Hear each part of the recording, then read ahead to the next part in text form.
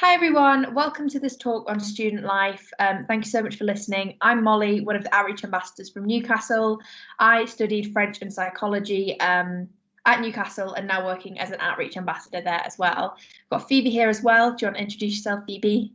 Yeah, so as Molly said, my name's Phoebe. I also work as an outreach ambassador for Newcastle University, and I graduated from there in summer of 2020 with a degree in linguistics. So I think the way we're going to split this presentation is I'm going to take the first half and Molly's going to take the second half. So we'll just jump straight into it. So we couldn't give you this presentation without telling you a little bit about why we think Newcastle University is so great. And one of the top reasons is that we are one of the top 150 universities in the world, not just in the UK, in the world. We're fourth in the UK for social life. A lot of people obviously know Newcastle for its social life. There's loads of things to do, whether you're into, your bars and your clubs or, going on big long walks and things like that. There's loads of stuff to do in Newcastle. We're a member of the Russell Group, which means that we get specialist funding for the different research areas that we carry out at the university. 96% of our students do progress into further employment or further study within 6 months of graduation, and 86% of these are in graduate level jobs. And we also have a teaching excellence framework in gold as well. I'll briefly touch upon student finance. So student finance, your deadline is going to be May the 22nd in 2021. It's normally around the same time each year, but do keep an eye out on the Student Finance England or Northern Ireland website. You get two types of loans. So you get your tuition fee loan, and that's going to cover all of your studying and all of your classes. So you get up to £9,250, and that goes to pay the university for the classes and the teaching that you're going to receive. You apply for this directly through Student Finance, and it's available for all students.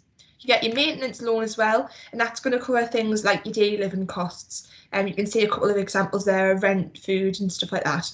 And that's going to go directly into your bank account in almost equal instalments. So that's based on your household income, which means it's means tested, and you apply through student finance for this as well. In terms of travel, Newcastle, obviously if you're staying local, has amazing transport links all around the region. I personally was a local student, as you can tell by my accent, and I use the metro to commute in and out to university every day by uploading a yearly pass onto my university smart card that I'd use to swipe in and out of lectures. We also have amazing bus and rail links as well if you're from a bit further afield, and they're all directly opposite campus, I would say, more or less. The bus stops. There's a big bus station, Haymarket, which you guys will probably know. Metro station, Haymarket Metro Station on Monument. So it's fairly easy to get to and from Newcastle University. In terms of studying at university, your time is going to be divided between lectures, seminars and private study. The only things on there that you might not have heard of are lectures and seminars, and your lectures are going to be large group sessions in a theatre style room where a lecturer is going to be stood at the front. It's not normally a chance for you to ask questions. You normally just take down notes based on what they're saying. And then your seminars, your smaller classroom style lessons, that's going to be really a chance for you to ask any questions to the academics that you're unsure about. They might give you some tasks as well to go through, like little seminar exercises, which aren't compulsory but really do aid your learning. And obviously your private study, that can be wherever best suits your needs. So how do different courses compare in terms of their teaching?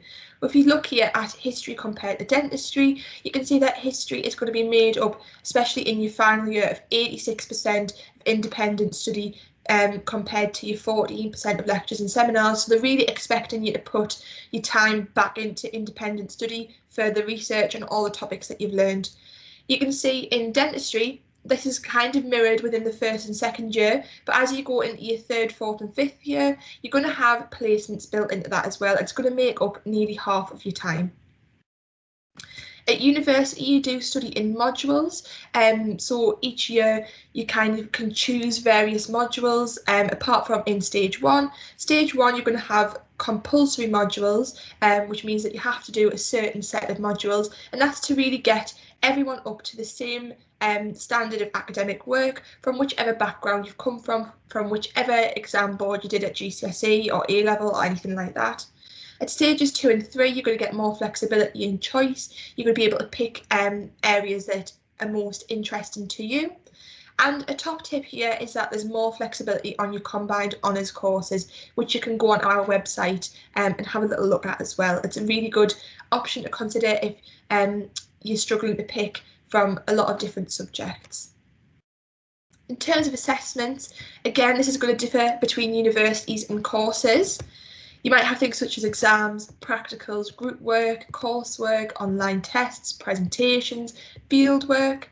And again, by comparing two courses like you can see here, sociology and modern languages in this case, you can see how it does differ across courses. So for example, sociology, that's something that mirrors my degree programme quite well. You can see by year 3, it's 100% coursework assessed, whereas something such as modern languages, you've obviously got that, firstly that placement year, that year abroad, sorry, in year 3, but also you've got different types of exam methods to really test all your different skills, so your written exam, your coursework and stuff like that. So the point here is that look into your different courses that you're considering applying to and look how they're assessed and if it's going to suit you based on all the different universities that you're thinking of applying to. In terms of if you're interested in a different, like a subject interest degree, as we call them, that means that you're going to university to study a specific subject interest or trying something new. There's 3 main faculties at Newcastle University, which I'm going to touch on in a second. A thing to remember is that lots of graduate jobs are open to students from any degree. Obviously, I studied linguistics and I'm here working in student recruitment now. So you don't need to necessarily, if you're unsure of what you want to do in the future, you don't need to necessarily do a certain degree for that, unless it's something such as, you know, teaching, dentistry, medicine, speech therapy, that kind of thing. And I'm just going to zoom in there to reiterate the point. So the first faculty that we have at university is called HAS, or Humanities and Social Sciences, and this is anything that's learning concerned with human culture, so English, linguistics is in there, your languages, sociology, philosophy and things like that. SAGE is pretty straightforward, it's science, agriculture, engineering and also your maths as well, so anything that comes under those disciplines are going to be in there. And finally, you have FMS, so that's Faculty of Medical Sciences, and in there you have things that you might expect to see, such as medicine and dentistry, but also things such as pharmacy, psychology, sports and exercise science as well. I'm going to briefly touch upon accommodation and then hand over to Molly. So at university, you're going to have lots of different options available to you when you're considering where to live. It doesn't have to be the same thing throughout, sorry. You could do what I did. I lived at home for the first 2 years of my degree and moved out for the final year, or you could do it the other way around. I know a lot of people who also went to Newcastle University who I knew from school, and they lived out for the first year and moved home, so it's completely up to you. So like it says there, you could start living in accommodation and live at home for a second year.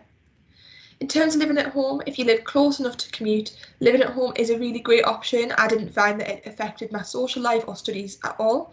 You'll save lots of money, you'll have your home comforts, you can make use of the support network you've got around you.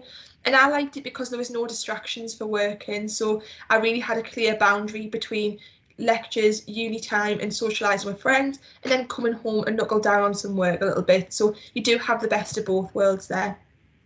In terms of your halls of residence, a lot of students live in halls in their first year, and there you'll either share a flat or a corridor with other students. Newcastle University does have an accommodation guarantee for all firm choice applicants, but this doesn't apply to those going through clearing. Some things to think about when you're considering accommodation, and it's important, even if you do end up deciding to live at home, it's important that you do consider accommodation. I personally did. I looked into all the different options and then made that decision to live at home, and that's completely fine as well. So you need to think about your facilities first of all. What do you want out of your accommodation? Do you want it to be a self-catered versus a catered option? Do you want an ensuite, or are you happy with a shared bathroom?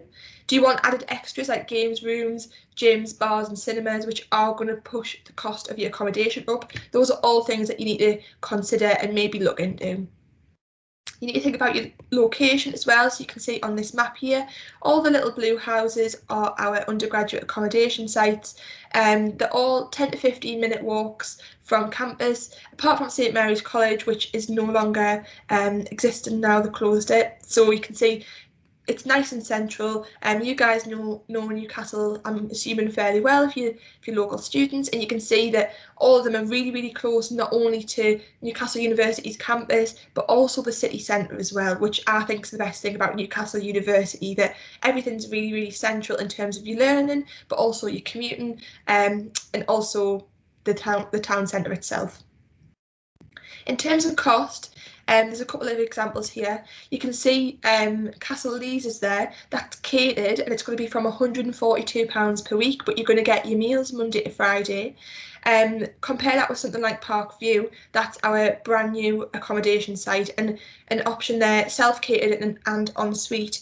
It's from £138 a week. So you can see by having, your new accommodation sites with the added extras, it is going to push up that price, and you're going to kind of get less for your money. But it's up to you in terms of those facilities that you want. That's your choice to make based on your researching and seeing what you want out of accommodation. You can see there as well, a little middle ground one is Maris House. There you can get a self-catered wash basin for £104 per week. And you can access a lot of our accommodation sites online. Obviously right now with coronavirus, meant that we can't be there in person to talk to you guys, but also that we can't show you around our accommodation sites. So we've recognised that, and we've put together a lot of virtual tours online. You can either note down this link, or if you just type in Newcastle University accommodation virtual tours on Google, it'll come straight up as well. And after first year, you need to think about what you want to do. Do you want to then consider living in another type of halls of residence, so going to like a private halls of residence and have the same kind of format? Or do you want to move out with friends, whether it be from school, from your course, from a society, or from your halls, even from first year if you've lived out in first year? So Newcastle does have a lot of private sector accommodation, and this does vary in price, size and location, as you would expect. So from this, you should expect lots of responsibilities with your contracts and bills. You have to sign your own contracts, pay for your telly licence, pay for your bills, which you obviously don't in first year in accommodation. But you do get more of a choice of who you live with, and you do get more variety in price and quality depending on where you want to live and, again, what you want out of your accommodation. Newcastle University does have its own property management service to help you out as well if you're in need of a little push in the right direction. And it's just going to zoom into those. I always forget it zooms in. And so, Molly, I think we're handing over to you now for the university experience. Yeah. Phoebe's kind of had bulk of academic and that and this things outside of lectures and private study. So university is a lot more than just studying, and although a big part of going there is to get the degree, if you do things outside of classroom, whether it be sports, societies, obviously you're going to make a lot more friends, especially if you're living from home. It's a great way to meet more people, but also it's really good for employability. Like when you're writing your personal statement and you try and include like all the extracurricular you do, it's exactly the same after university when you come to writing your CV. Employers want to see what else you've done outside the classroom. So a couple of things that you can do at Newcastle, the first being sport. So at Newcastle, we have over 60 different sports, and they are from beginner and intramural right up to elite level. For all of them, there's socials on a Wednesday, usually involves some kind of fancy dress. I'm sure you've seen pictures and things like that. So it is inclusive and a lot of fun, but in terms of the sport itself, beginner and intramural level are a bit less serious, or it's not as much commitment. You can kind of have one training session, one match per week, and if you can't make it that week, it's not a problem. Whereas elite level is taking that bit more serious if that's what you're into. They play in like leagues such as the Bucks League. It's a couple more training sessions, and it is just that little bit more of a commitment. But it is a lot of people rave about it, and if it's the sport that you like, then you're going to meet some great friends and enjoy it. We do have the familiar sports like cross country and athletics, football, swimming, judo, rugby, hockey, netball, whatever else you can think of. But we also have some less familiar sports and something that you might not have tried before. So things like kendo, surfing, ultimate frisbee, parachuting. I think there's even a pie eating sport or something like that. So there really is something for you to try. And it's not like school where if you start something, you kind of feel compelled to keep going or are forced into things. You really can just give something a go, and if you don't like it, you can try something else or just not do it. So it is, especially in the first few weeks, I would definitely say get involved in as much as possible. Similar to, facilities first. So we do have a brand new sports centre. It was kind of half built when me and Phoebe were there, so I think we got to see a little bit of it. I used some of the sports hall to play netball for my course, but it is finished now. It's a pretty impressive building. It has a state-of-the-art gym, has loads of really specialist facilities for individual sports, and as I say, loads of sports halls to accommodate all the different teams. We also have Cochrane Park, and teams go play there and train there on Wednesday afternoons. Like most universities, I forgot to say this, Newcastle does have Wednesday kind of blocked off for almost all courses, and that's so people can get involved in sports and societies without fear of like missing out on lectures or work or anything. We also have Kingston Park, which, as you guys know, is the local rugby team at Falcon, sorry, and a lot of the rugby teams, girls and boys, go play and train there as well. So moving on to societies, very similar that they are good to put on for your CV later on and employability. But if you're not as sporty or you are and just want to try something else as well, you can get involved in some of the societies. So they are clubs completely run by students for students. I always say there's like no adult involvement, even though everyone's 18, but it's kind of like adults. But yeah, so you can join a committee or just join the society. But if you decide to be part of the committee or have a role of responsibility, that might be something like president, secretary, or captain and social sec. So social secretaries are like the people that organise the big balls at the end of the year and the Christmas do. So it's really good. And again, it's just something else to put forward to employers after university. Like sports, we have loads of different things you can get involved in, and it's from the really niche, like llama, alpaca and goat society. There's pole dancing, which is really popular, and then there's also more generic ones like theatre society, fashion society. There's psychology society, so all courses will have their own society. So I got involved in as many as, well, I did French and psychology and then combined honours as a whole. And I got involved in all of them just because it meant when I went to lectures, then I had a familiar face and I recognised more people. So I definitely recommend doing that as well, because it is nice just to, as I say, have that familiarity and know that you're going to recognise some people. And we also have the, sorry for you, the Little Green Man is the 20-minute society. And that is basically you sign up, it's like £5 or £10 to sign up, and you put your name and number. And at any point in the semester, you'll get a text with a location. And as fast as you can, you have to get to that location. And the people that win like loads of prizes or get there first, win loads of prizes. And the prizes literally go up to a trip to Amsterdam, I think was one of them in my final year. So for like a £5-10 joining fee, it's a pretty good prize. Cheaper than Ryanair flights, even on the biggest sale. So yeah, and here's a couple more of our sports as well. So then moving on to jobs, as you guys know, we have the city centre right near the campus, 2 minutes away. So if you want to work for the university, you can do that. And that's as a student ambassador, a mentor. You could work for the summer schools. There's always JobSoc running, which shows all the different opportunities available. But being so close to the city centre, there is loads of retail work, bar work, restaurant work. So loads of opportunities if you do want the part-time job. And again, it's extra money, developing skills, and you get to meet people that you might not necessarily meet from the university if you decide to work outwards. And bringing up Kingston Park again, that is where I worked. During my degree, it was just part-time hospitality work, but it was really flexible, really easy money, and I got a couple of tickets to the games, which was great.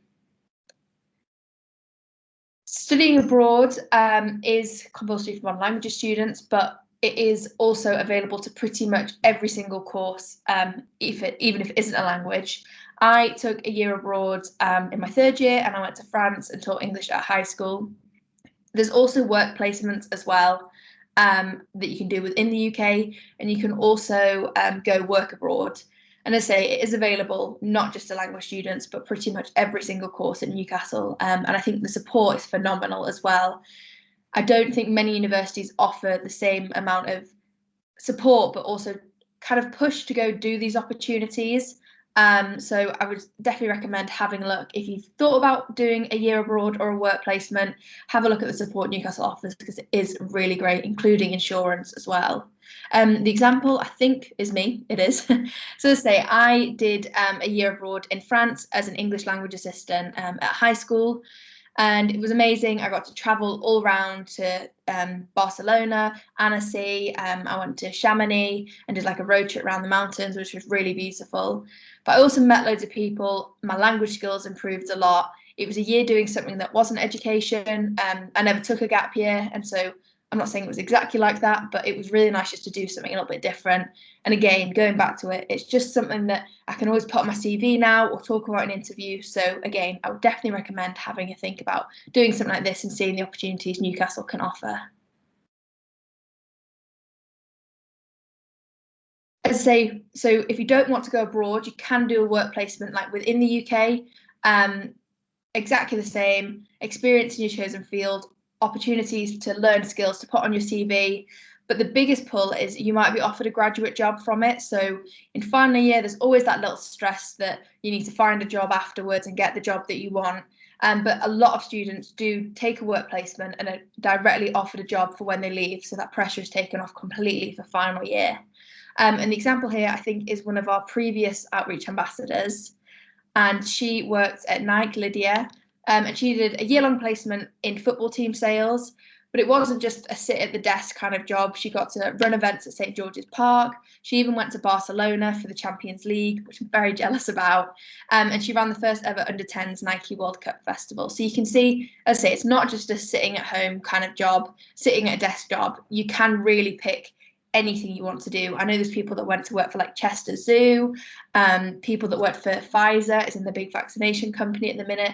So there's so many different options, and you can really just pick your interests within the subject area.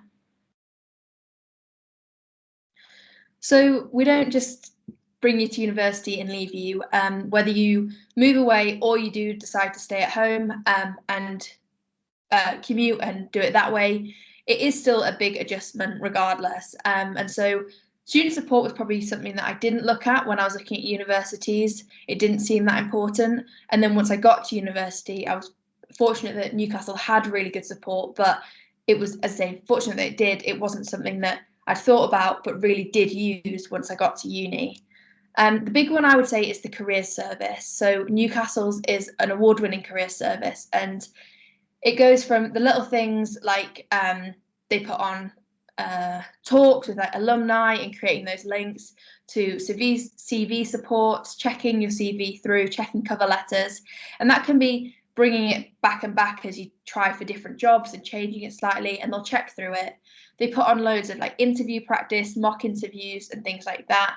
The biggest help I found was finding my year abroad placement, and actually for final year I kind of went to them having no idea what I wanted to do after university, and they sent me off in the right direction. So really useful, always willing to help. They get busy, so you just book an appointment, but it is great. And the best bit is that you get it 3 years after you graduate as well.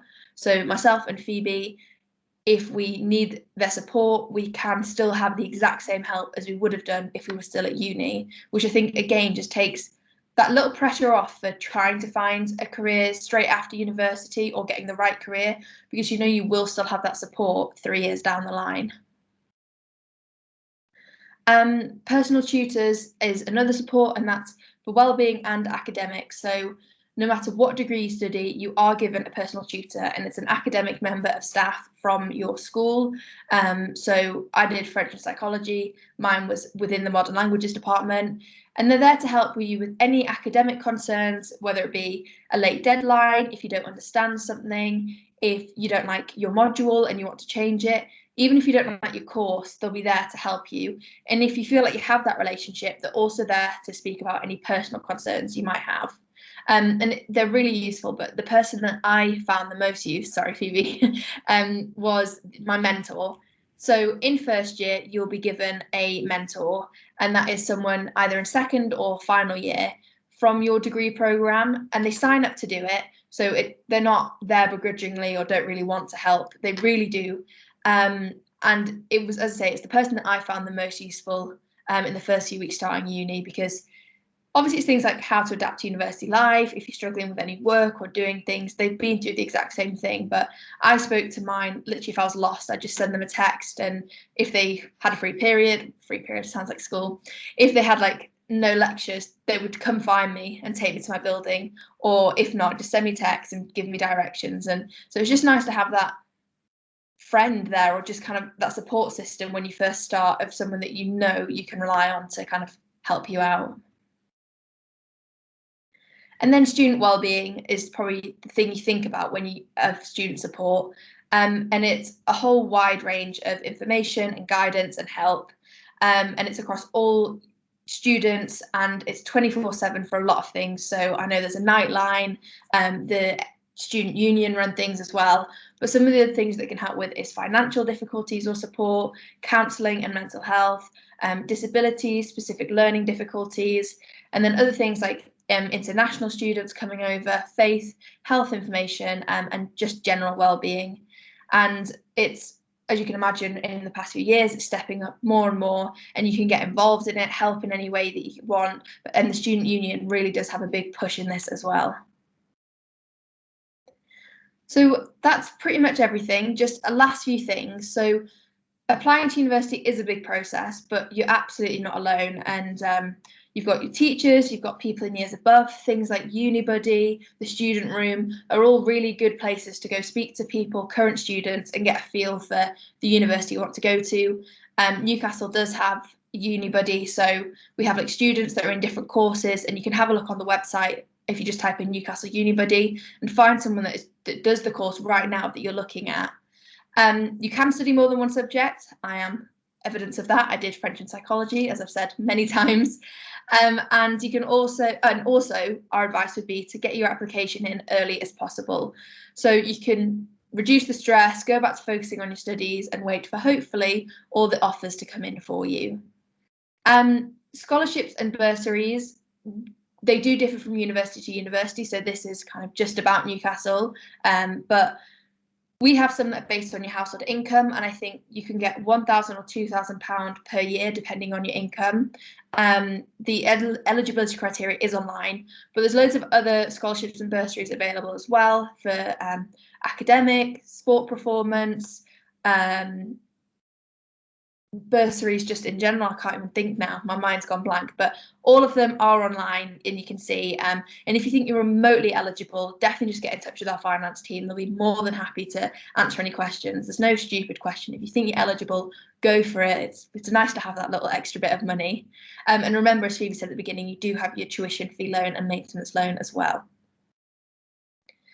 Partners, so that is our supported entry route into Newcastle University. You apply for that in your final year of school.